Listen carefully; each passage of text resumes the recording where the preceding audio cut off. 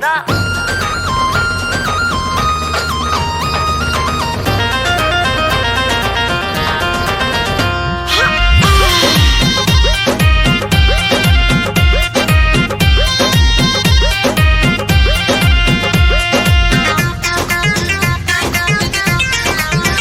मेरा सजना संवरना है किस काम का, माला जपते हो तुम औरों के नाम का। हम मेरा सजना संवरना है किस काम का, माला जपते हो तुम औरों के नाम का। बीवी हूँ तो बीवी की कदर होगी क्या। बहिरी के पेट के नीचे साड़ी हमारी जान लोगी क्या। बहिरी के पेट के नीचे साड़ी हमारी जान लोगी क्या।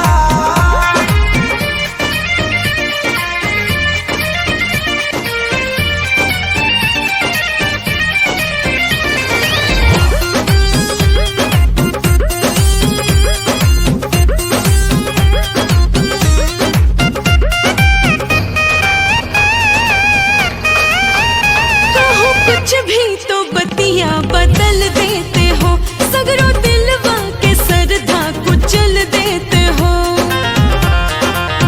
बड़े जालिम हो तुम लोग। हाँ कहो कुछ भी तो बतिया बदल देते हो, सगरों दिलवा के सरधा कुचल देते हो। उठ लाल लाल लागे कमाल जस पान खाई गो। अच्छा ऐसा सुगराई तुम कहाँ से लाई गो। डार्लिंग ऐसा सुगराई तुम कहाँ से लाई गो। पर हमसे भी ज्यादा कोई सुंदर होगी क्या। बोलो। बहिरी के पेट के नीचे साड़ी हमारी जान लोगी क्या। बहिरी के पेट के नीचे साड़ी हमारी जान लोगी क्या। बढ़िया।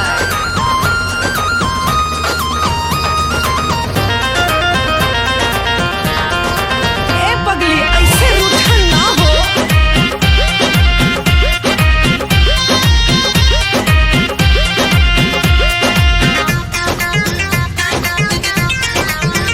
कभी बीवी को टाइम दिया तो करो, दिल के पतिया भी शेयर किया तो करो। हाँ कभी बीवी को टाइम दिया तो करो, दिल के पतिया भी शेयर किया तो करो। मेरी जाने जान ले बात मानना कुछ भी छुपाता हूँ। अच्छा लड़की जहाँ देखूं तो मैं भाग जाता हूँ। साचो लड़की जहाँ देखूं तो मैं भाग जाता हूँ। कभी मुझ पे भी तेरी अच्छी नजर होगी क्या।